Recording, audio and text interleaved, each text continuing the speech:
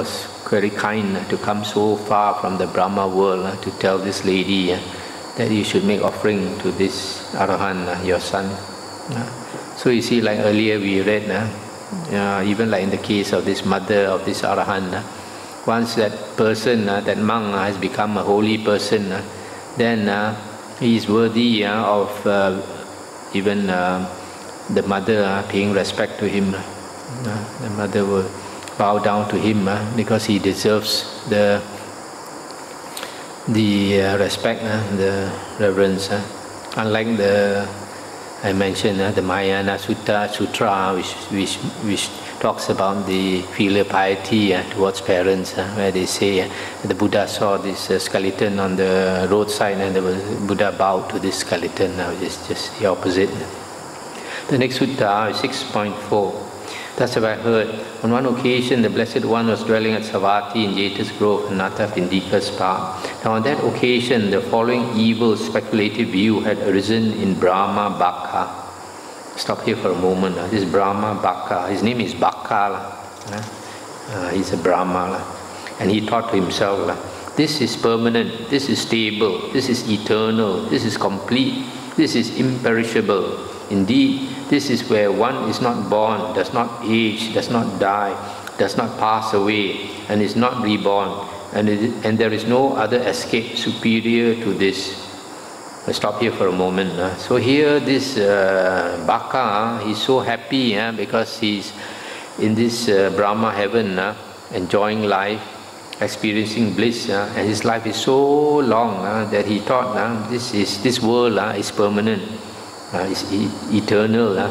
He will not grow old, he will not become sick, he will not die. And he thinks that there's no superior place than his heaven. Because he doesn't see there are higher heavens than his. Then having known with his own mind the reflection in Brahma Bhakha's mind, just as quickly as a strong man might extend his drawn-in arm or draw in his extended arm, the Blessed One disappeared from Jeta's grove and reappeared in that Brahma world. Brahma Bhakha saw the Blessed One coming in the distance and said to him, "Come, dear sir, welcome, dear sir. It has been a long time, dear sir, since you took the opportunity of coming here. Indeed, dear sir, this is permanent, this is stable, this is eternal, this is complete, this is imperishable. Indeed, this is where one is not born, does not age, does not die, does not pass away, and is not reborn. And there is no other escape superior to this." When this was said, the Blessed One said to Brahma Bhakha, "Alas, sir, Brahma Bhakha is immersed in ignorance. Alas, sir, Brahma Bhakha is immersed in ignorance, in so far as he will say of what is actually impermanent that it is permanent, and will say of what is actually unstable that it is stable, and will say of what is actually non-eternal that it is eternal, and will say of what is actually incomplete that it is complete, and will say of what is actually perishable that it is imperishable." And with reference to a realm where one is born, ages, dies, passes away, and is reborn, will say thus, "Indeed, this is where one is not born, does not age, does not die, does not pass away, and is not reborn." And when there is another escape superior to this, will say, "There is no other escape superior to this." And Bhakha said, "We 72, Gotama, were merit makers. Now we wield power beyond birth and aging. This knowledge master is our final attainment of Brahma. Many are the people who yearn for us." Stop here for a moment. So here he says there were 72 of them. This Brahma Bhakha, he had 71 friends. So 72 of them were merit makers. That means they did a lot of charity. And because of that, he was born as Brahma. Then the Buddha said, "The lifespan here is short, not long. Though you, Bhakha, imagine it is long. I know, Brahma, your lifespan to be 100,000 Nira Buddhas." I'll stop here for a moment. This Nira Buddha is a length of time which is extremely long. Sometimes the Buddha talk about the hells. Also he talks in terms of this Buddha, Nira Buddha, and all this extremely long spans of time. And Bhakha said, Blessed One, you say, I am the one of infinite vision who has overcome birth, aging and sorrow. What was my ancient practice of vow and virtue? Tell me this so I might understand. One moment. So here, this Brahma is trying to test the Buddha. He told the Buddha, you say you have psychic vision and all that. You tell me about my past. What did I practice in the past to be born as Brahma? And the Buddha said, you gave drink to many people who were thirsty, afflicted by heat. That was your ancient practice of vow and virtue, which I recollect as if just waking up. When people were abducted at Antelope Bank, you released the captives being led away. That was your ancient practice of vow and virtue, which I recollect just as if just waking up. When a ship was seized on the river Ganges by a fierce Naga longing for human flesh, you freed it forcefully by a valiant act. That was your ancient practice of vow and virtue, which I recollect as if just waking up. I was your apprentice named Kappa. You taught him intelligent and devout. That was your ancient practice of vow and virtue, which I recollect as if just waking up. And Bhakta said, surely you know this lifespan of mine.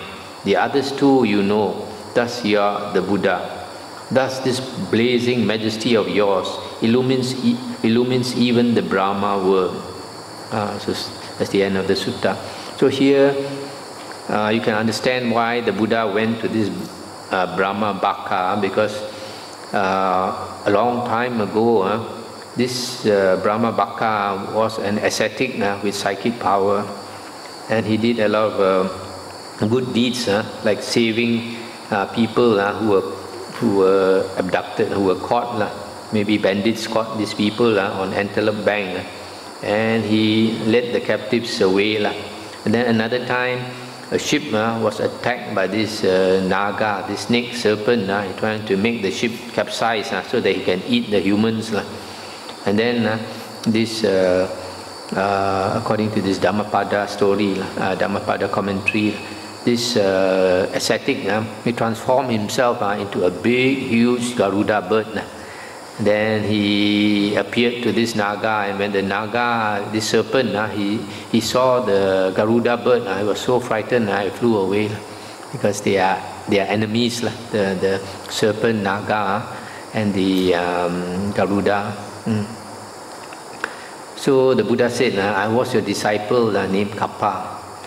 So you see, that's the Buddha. Sometimes he goes to these people in the heavens, these devas, because of gratitude.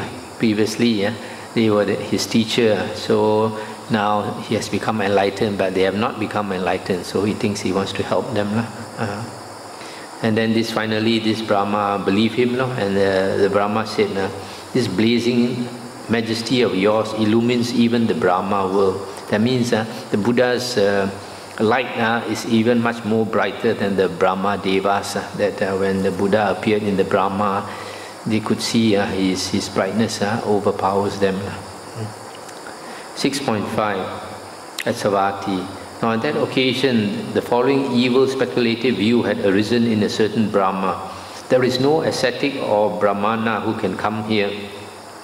Then having known with his own mind the reflection in that Brahma's mind, just as quickly as a strong man might extend his drawn-in arm or draw in his extended arm, the Blessed One disappeared from Jeta's grove and reappeared in that Brahma world. The Blessed One sat cross-legged in the air above that Brahma, having entered into meditation on the fire element. One moment here. So you see, this Brahma, he had this wrong view that no human being, no ascetic or holy man can come to this heaven of his, which is so far away from earth. He thought it's impossible for any humans, even if they have psychic power, to come to my heaven. And then the Brahma, the Buddha happened to read his mind at that moment and flew to him immediately and sat cross-legged above this Brahma, meditating on the fire element. When he meditates on the fire element, the body becomes like fire, emitting fire. Then it occurred to the Venerable Mahamoggallana, where now is the Blessed One dwelling at present? with the divine eye which is purified and surpasses the human, the Venerable Mahamoggallana saw the Blessed One sitting cross-legged in the air above that Brahma, having entered into meditation on the fire element. Having seen this, just as quickly as a strong man might extend his drawn-in arm, or draw in his extended arm, the Venerable Mahamoggallana disappeared from Jeta's grove and reappeared in that Brahma world. Then the Venerable Mahamoggallana stationed himself in the eastern quarter and sat cross-legged in the air above that Brahma, though lower than the Blessed One, having entered into meditation on the fire element. Then it occurred to the Venerable Mahakassapa, where now is the Blessed One dwelling at present? And with the divine eye, similarly, the Venerable Mahakassapa saw the Blessed One sitting cross-legged in the air above that Brahma. Having seen this, the Venerable Mahakassapa disappeared from Jeta's grove and reappeared in that Brahma world. Then the Venerable Mahakassapa stationed himself in the southern quarter and sat cross-legged in the air above that Brahma, but lower than the Blessed One, having entered into meditation on the fire element. Then it occurred to the Venerable Mahakapina, where now is the Blessed One dwelling at present? And with the divine eye, the Venerable Mahakapina saw the Blessed One sitting cross-legged in the air above that Brahma. Having seen this, the Venerable Mahakapina disappeared from this Jeta's grove and reappeared in that Brahma world. Then the Venerable Mahakapina stationed himself in the western quarter and sat cross-legged in the air above that Brahma, though lower than the Blessed One, having entered into meditation on the fire element. Then it occurred to the Venerable Anuruddha, where now is the Blessed One dwelling at present? With the divine eye, the Venerable Anuruddha saw the Blessed One sitting cross-legged in the air above that Brahma. Having seen this, the Venerable Anuruddha disappeared from Jeta's grove and reappeared in the Brahma world. Then the Venerable Anuruddha stationed himself in the northern quarter and sat cross-legged in the air above that Brahma, though lower than the Blessed One, having entered into meditation on the fire element. Then the Venerable Mahamoggallana addressed that Brahma in verse. Today, friend, do you still hold that view, the view that you formerly held? Do you see the radiance surpassing that in the Brahma world? And this Brahma said, I no longer hold that view, dear sir, the view that I formerly held. Indeed, I see the radiance surpassing that in the Brahma world. Today, how could I maintain I am permanent and eternal? Then having stirred up a sense of urgency in that Brahma, just as quickly as a strong man might extend his drawn-in arm, or draw in his extended arm, the Blessed One disappeared from that Brahma world and reappeared in Jeta's grove. Stop here for a moment. So here you see, the Buddha has many disciples who have great psychic power, probably almost equal to the Buddha's psychic power. That's why immediately they sense that the Buddha went to this heaven and to show the support for the Buddha, they also appeared in that heaven, sitting cross-legged like the Buddha but lower and all emitting light. So here you see the Buddha's disciples, they are great masters of meditation. They can meditate on many objects. So fire is one of them. Unlike nowadays, people say the Buddha's meditation is vipassana. The Buddha's meditation is never vipassana. The Buddha's meditation is all this, you see. Meditation on the fire element, and all his disciples are skilled in that. So you must remember the Buddhas was in India, and in India the background, all the Hindus, they practice these kasina meditations. So at that time the Buddha was also considered one of the many teachers, one of the many Hindu teachers, because the word Hindu comes from the word Indus Valley, that or the India itself. So the Buddha's disciples would have known all the common meditation subjects during that time, including all the kasinas. So when the Buddha and his disciples appeared in that world, that Brahma was shocked because he thought no human being can come here. And he also noticed that their light, the Buddha and his disciples emitted, were much more brighter than the Brahma devas. So